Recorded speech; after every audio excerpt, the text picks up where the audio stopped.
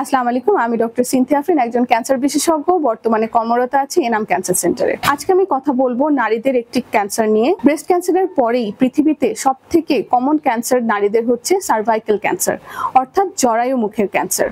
এই ক্যান্সারটি সম্পর্কে অনেক নারী অবগত নন, কিন্তু আশ্চর্যজনক ব্যাপার হচ্ছে যে আমাদের একটি ছোট্ট পদক্ষেপ এই ক্যান্সারটিকে প্রিভেন্ট করতে পারে।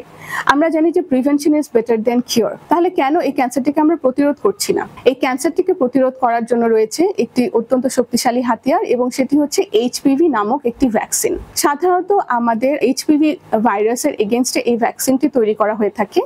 150 প্রজাতির এইচপিভি ভাইরাস রয়েছে, যার মধ্যে 40 ধরনের ভাইরাসকে আমরা ভ্যাজাইনাল অথবা জেনিটাল এইচপিভি ভাইরাস বলে থাকি, এবং এর মধ্যে 2টি ভাইরাস এইচপিভি 16 এবং 18 আমাদের এই সার্ভাইকাল ক্যান্সার অর্থাৎ জরায়ুমুখের ক্যান্সার 80 থেকে 90% ক্ষেত্রে করে থাকে।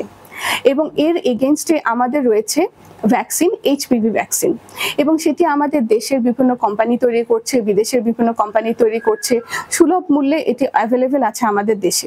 আচ্ছা, তাহলে আমরা এই ভ্যাকসিনটি কাদেরকে দিব? এই ভ্যাকসিনটি আমরা দিব হচ্ছে 9 থেকে 14 বছর বয়সী নারীদেরকে। 9 থেকে 14 বছর বয়সী কেন? আমরা জানি যে এইচপিভি ভাইরাসটি একটি সেক্সুয়ালি ট্রান্সমিটেড ভাইরাস। তার মানে আমাদের ওই সকল নারীদেরকে আমাদের এই ভ্যাকসিনটি দিতে হবে যারা এখনো সেক্সুয়ালি এক্সপোজড না। এই জন্য আমরা এই বয়সটিকে আমরা নির্ধারণ করেছি 9 থেকে 14 বছর বয়সী নারীরা একটি ডোজ নিলেই সেটি হয়ে যাবে। তাহলে 14 বছরের বেশি নারীরা কি তাহলে নিবে না? অবশ্যই নিবে। আমরা বলে থাকি যে 14 বছর থেকে 26 বছর পর্যন্ত যে কোনো নারী যারা এখনো সেক্সুয়ালি এক্সপোজড না তারা নিতে পারবেন, কিন্তু 2টি ডোজ নিতে হবে এই ক্ষেত্রে।